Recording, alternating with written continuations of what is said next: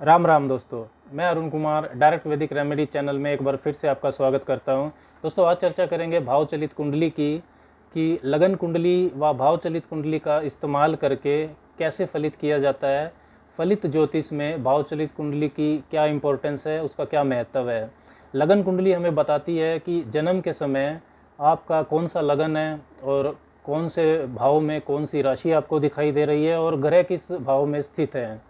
भाव चलित कुंडली में ग्रह की राशि नहीं बदलती है, लेकिन ग्रह भाव बदल सकता है। वो आगे या पीछे वाले भावों में आपको दिखाई दे सकता है जन्म कुंडली के मुकाबले।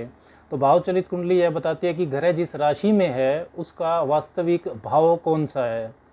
कभी कभी हम देखते हैं कि कुंडली में बहुत अच्छे योग दिखाई दे रहे हैं, कुंडली बहुत मजबूत दिखाई दे रही है और दशा भी अच्छी चल रही है, लेकिन व्यक्ति के जीवन में वैसा उत्थान, वैसी तरक्की दिखाई नहीं देती। तब कुंडली का गहराई से अध्ययन के लिए, माइक्रो एनालिसिस ऑफ हॉरोस्कोप के लिए जन्म कुंडली के साथ साथ भावचलित कुंडली का अध्ययन भी जरूरी हो जाता है। दोस्तों, जब भावचलित कुंडली में जैसे मैंने बताया कि ग्रह राशि नहीं बदलता है, लेकिन वो भाव बदल सकता है। एक भाव आगे या एक भाव पीछे आपको दिखाई देगा भावचलित कुंडली में, ऐसा संभव है। तब उसका क्या प्रभाव पड़ेगा? उसका सबसे पहला प्रभाव तो घरों की युति पर पड़ेगा, यानी कि कंजक्शन उससे प्रभावित होगी। और दूसरा, जो भाव का जो फल आप एक्सपेक्ट कर रहे हैं, जो आता हुआ प्रतीत हो रहा है, वो भाव का फल बदल जाएगा। और तीसरा, योग भंग हो सकता है, जैसे कि गजकेसरी योग, सकट योग, पंच महापुरुष योग, मांगलिक योग इत्यादि जो योग हैं जिनके अंदर भाव की प्रधानता है, वो भाव के आधार पर बने हुए योग हैं, तो उनका फल समझने में परेशानी आ सकती है। अब भाव चलित कुंडली में भावों का जो विभाजन है वो एक अलग तरीके से किया जाता है, जिससे भाव चलित कुंडली तैयार होती है। तो इसका जो विभाजन है वो 3 प्रकार से मुख्यतः प्रचलित है। एक तो कृष्ण मूर्ति पद्धति है, यानी कि कस्प चार्ट, जिसके अंदर भाव का विभाजन यानी कि भाव का आरंभ, भाव का मध्य और भाव का अंत एक अलग तरीके से किया जाता है। दूसरा है श्रीपति पद्धति, जिसके अंदर ये माना जाता है कि पृथ्वी गोल नहीं है, चपटी है, नॉट स्फीरिकल, इलिप्टिकल है।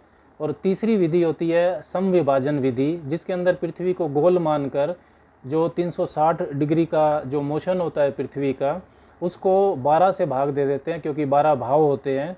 तो एक भाव की जो वैल्यू है वो 30 डिग्री आ जाती है, 30 डिग्री का एक भाव मान लिया जाता है। समविभाजन विधि ही सबसे अच्छी विधि है और सरल विधि भी है। मैं भी इसी विधि का इस्तेमाल कर रहा हूँ। दोस्तों, भावचलित कुंडली को समविभाजन विधि से बनाने का जो तरीका है वो बहुत ही आसान है। इसमें आपको क्या करना है कि आपका जितने लगन के भोग्यांश हैं, लगन कुंडली में आपको जितना लगन के भोग्यांश नज़र आ रहे हैं, यानी कि जितने डिग्री का लगन है, लगन की आपकी जितनी डिग्री है वही आपके भाव का मध्य बिंदु होता है। यानी कि अगर आपका लगन 10 डिग्री का है तो 10 डिग्री पहले भाव का मध्य बिंदु है और 10 डिग्री ही पूरे के पूरे 12 भावों का मध्य बिंदु होगा। अब इसको मध्य बिंदु मानकर जब हम इसमें 15 डिग्री प्लस या माइनस करेंगे, यानी मतलब कि लगन की जितनी डिग्री है उसमें 15 डिग्री या तो जोड़ देंगे या घटा देंगे, जो भी संभव होगा, तो हमें भाव की जो वास्तविक लंबाई है वो पता लग जाएगी कि भाव कहाँ से शुरू हो रहा है और कहाँ ख़त्म हो रहा है। इसको एक उदाहरण से समझते हैं तो अच्छे तरीके से हम समझ पाएंगे। इस उदाहरण कुंडली में अगर हम देखते हैं तो ये कन्या लगन की कुंडली है, यानी कि 6 नंबर राशि कन्या राशि लगन में है और सिंह राशि 12वें भाव में है और तुला राशि लगन में आती है। अब क्योंकि लगन की जो डिग्री है, लगन के जो अंश हैं वो 10 डिग्री है, तो हम इसमें 15 डिग्री जोड़ देंगे तो ये 25 डिग्री आएगा। कन्या राशि में 25 डिग्री आ गया। और इसी तरह 10 डिग्री कन्या से पीछे की तरफ जब हम 15 डिग्री जाएंगे तो 10 डिग्री कन्या के व 5 डिग्री सिंह के भी उसमें शामिल हो जाएंगे। इसका अर्थ ये हुआ, आप नीचे जो डायग्राम है उससे समझ सकते हैं, इसका अर्थ ये हुआ कि भावचलित चार्ट में सिंह राशि के 25 डिग्री से लेकर कन्या राशि के 25 डिग्री तक पहले भाव की स्थिति होगी। सिंह राशि के 25 डिग्री से लेकर कन्या राशि के 25 डिग्री तक पहला भाव होगा। इसी तरीके से आप पहले से 12 भाव आप बना सकते हैं। अब इसका मतलब ये हुआ कि जो कन्या राशि में जो भी ग्रह 25 डिग्री से ज़्यादा अंशों का होगा वो दूसरे भाव में चला जाएगा, और इसी तरह लगन कुंडली के 12वें भाव यानी कि सिंह राशि में जो ग्रह 25 डिग्री से ज़्यादा होगा वो लगन में आ जाएगा। इसी तरह ग्रह बिना राशि बदले अपना भाव बदल सकता है। इस तरह ही पूरा भाव चलित चार्ट बना लिया जाता है। एक और उदाहरण लेते हैं जिसमें कि एक युति हमने ली है। ये कुंडली वृश्चिक लगन की कुंडली है। लगन में 8 नंबर राशि यानी वृश्चिक राशि है, और ये लगन 7 डिग्री का है। लगन में ही हमें मंगल के जो अंश हैं वो 25 डिग्री हैं, और राहु के जो अंश हैं वो 20 डिग्री हैं। यानी कि मंगल राहु का कंजक्शन युति पहले भाव में ही हमें जन्म कुंडली में दिखाई दे रही है। जब हम इसका भाव चलित चार्ट बनाएंगे, क्योंकि लगन की डिग्री 7 है, तो हम 7 के अंदर 15 डिग्री को जोड़ देंगे तो 22 डिग्री आ गया। इसका मतलब ये हुआ कि पहला भाव वृश्चिक राशि में ही 22 डिग्री पर ख़त्म हो गया। अब जो भी ग्रह पहले भाव में आपको 22 डिग्री से ज़्यादा दिखाई देगा वो भाव चलित कुंडली में दूसरे भाव में चला जाएगा। अब मंगल क्योंकि यहाँ पर 25 डिग्री का है तो मंगल दूसरे भाव में चला जाएगा भाव चलित कुंडली में। तो अब इसका क्या प्रभाव हमें देखने को मिलेगा, क्या ऑब्जर्वेशन बनती है? इसमें सबसे पहली ऑब्जर्वेशन तो ये बनती है कि पंच महापुरुष योग, रोचक योग जो ये मंगल बनाता हुआ दिखाई दे रहा है वो भंग हो गया, क्योंकि मंगल दूसरे भाव में चला गया वृश्चिक राशि में ही। पंच महापुरुष योग तब होता है जब ग्रह स्वराशि या उच्च का हो लेकिन केंद्र में हो। अब मंगल वृश्चिक राशि में दूसरे भाव में चला गया तो पंच महापुरुष योग भंग हो गया। अब मंगल लगन में नहीं रहा तो मांगलिक योग भी भंग हो गया। तो अब हम इसको इस तरीके से समझेंगे कि यहाँ पर मंगल वृश्चिक राशि का ही है लेकिन वो दूसरे भाव का फल देगा, दूसरे भाव में वृश्चिक राशि का फल देगा। मंगल 25 डिग्री और राहु 20 डिग्री, तो 5 डिग्री का अंश अंतर होने से जो युति का फल है, कंजक्शन का फल है, उसका प्रभाव कुंडली में रहेगा। एक और उदाहरण कुंडली देखिए।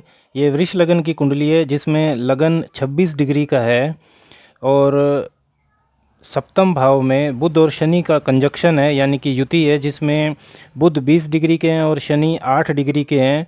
गुरु भी 7 डिग्री के हैं जो अष्टम भाव में हैं, और मंगल यहाँ पर 6 डिग्री के हैं जो नवम भाव में दिखाई दे रहे हैं। अब क्योंकि लगन के अंश 26 हैं तो 26 में से हम 15 डिग्री को घटा देंगे तो ये 11 डिग्री आएगा।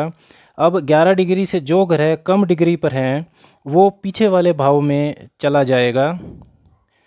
इस कुंडली में बुध और शनि केंद्र और त्रिकोण का संबंध बनाए हुए दिख रहे हैं, यानी कि बुध पंचम भाव के मालिक हैं और शनि 9वें और 10वें भाव के मालिक हैं, जो कि राजयोग दिख रहा है। लेकिन चलित कुंडली में क्योंकि शनि 8 डिग्री के हैं, 11 डिग्री से कम हैं, इसलिए शनि छठे भाव में चला गया तो ये राजयोग भंग हो गया।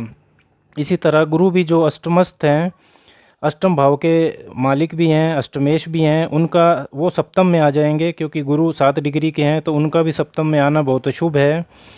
और मंगल जो कि अष्टम में आ जाएगा, मंगल भी यहाँ पर 6 डिग्री के हैं, 11 डिग्री से कम हैं। तो लगन कुंडली से ये कुंडली मांगलिक नहीं है, लेकिन चलित कुंडली से मंगल अष्टम भाव में आ गए, इसलिए ये कुंडली मांगलिक योग वाली ही कहलाएगी। इस तरह से आप देख सकते हैं कि लगन कुंडली में जो अच्छे योग दिख रहे हैं वो चलित कुंडली में बिल्कुल खराब योग में खराब फल देते हुए दिख रहे हैं। बिना चलित के फलित बहुत खराब हो सकता है। तो दोस्तों हमने समझा कि भाव चलित कुंडली में ग्रह राशि नहीं बदलेगा लेकिन वो भाव बदल सकता है, आगे या पीछे वो जा सकता है। तो उस हिसाब से उसकी कंजक्शंस, युतियाँ जो उसकी बन रही हैं या उसका जो प्रभाव है, किस भाव पर ज़्यादा प्रभाव है, वो बदल सकता है। ग्रह की जो राशि है वो जो लगन कुंडली में दिखाई दे रही है, राशि को आपको वही लेना है जो लगन कुंडली में है। ग्रह का जो स्थान बल है यानी कि वो उच्च राशि में है, नीच में है, शत्रु राशि में है, मित्र राशि में है, ये सब आपको लगन कुंडली में ही देखना चाहिए। डिविजनल चार्ट्स यानी कि जो वर्ग कुंडलियाँ होती हैं उनको भी आप जन्म कुंडली से ही बनेंगी वो भी। और जिन योगों में भाव विशेष की प्रधानता होती है उन्हें चलित कुंडली में जरूर चेक करना चाहिए, जैसे पंच महापुरुष योग है, मांगलिक योग है, गज केसरी योग है, सकट योग है, इन सब को भाव चलित में जरूर चेक करना चाहिए। और एक और कन्फ्यूजन होता है भाव चलित में अस्त ग्रह का। तो अस्त ग्रह में सूर्य व जो ग्रह उनसे अस्त हो रहा है उनके बीच की अंशात्मक दूरी को देखा जाता है कि सूर्य से वो अस्त होने वाला ग्रह कितनी दूरी पर है, कितने डिग्री कितने अंश उससे दूर है। तो ग्रह अगर भाव भी बदलता है लेकिन वो काफ़ी नज़दीक है सूर्य के, तो भी वो अस्त ही माना जाएगा।